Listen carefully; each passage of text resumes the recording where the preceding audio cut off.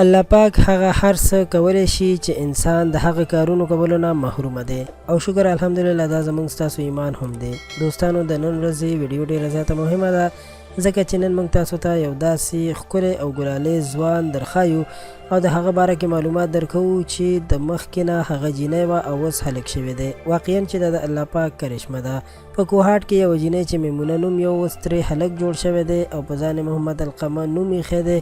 دغه ښکلی او ګلالي ځوان وایي چې زه ډېر خوشحاله یم چې زما نه هلک جوړ شو ځکه چې اوس به راباندې د مور او پلار لاس سپک شي. هغه وایي چې زما نه دغه دوه مشران رونه هم دي چې یو پکې نشې کولې او په کور کې به یې ضد هم ډېر کولو.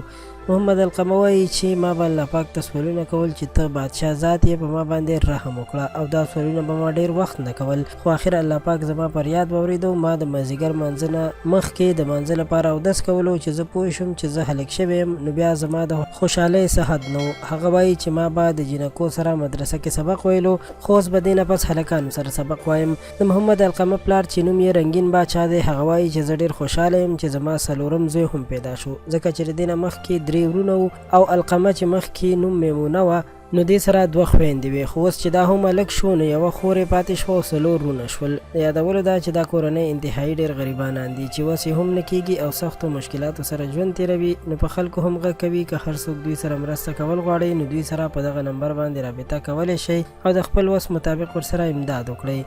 ځکه محمد القمه وایي چې دا زما د ژوند تر ټولو لویه خوشحالي ده او زه غواړم چې یو دیني عالم جوړ شم. هغه وایي چې زه کله هلک شوم په هغه شپه خپلې ښځې استازې له هم ورغلی وم چې هغې ما ته ډېر نصیحتونه هم وکړل.